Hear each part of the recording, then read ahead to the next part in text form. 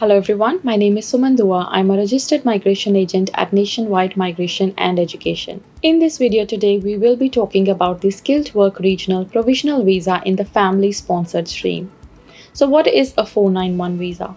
491 visa is a provisional visa which is for skilled workers who want to live and work in regional Australia. This visa is granted for 5 years, which has pathway to permanent residency after 3 years. It has two streams, the state and nominated stream and the family sponsored stream. In this video today, we will be talking about the family sponsored stream. For the skilled independent permanent subclass 189 and skilled work regional provisional subclass 491 in the family sponsored stream visas, invitations are issued in order of ranking subject to the occupation ceiling, pro rata arrangements and the availability of program places. Subclass 189 expression of interests are ranked separately from the subclass 491 family sponsored expression of interests.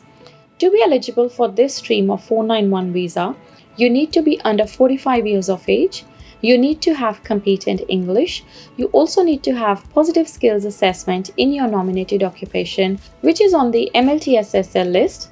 You need to have minimum point score of 65 points, including 15 points from your sponsor. Your sponsor must be 18 years old or older, usually resident in a designated area of Australia. We will post the link to the designated regional areas in the description of the video. Your sponsor must be an Australian citizen, an Australian permanent resident, or an eligible New Zealand citizen. He must be your eligible relative or your partner's eligible relative if your partner is also applying for this visa.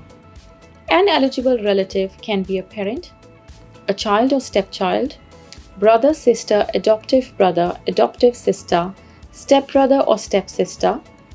He can be an aunt, uncle, adoptive uncle, step aunt or step uncle, a nephew, niece, adoptive niece, step nephew or step niece, a grandparent or a first cousin. Also note that each member of the family unit of the applicant who is also an applicant for the subclass 491 visa needs to be sponsored by the sponsor. There is a condition 8579 which is imposed on this visa, which means that the 491 visa holder, if while in Australia, must live, work and study only in a part of Australia that was a designated regional area at the time the visa was granted.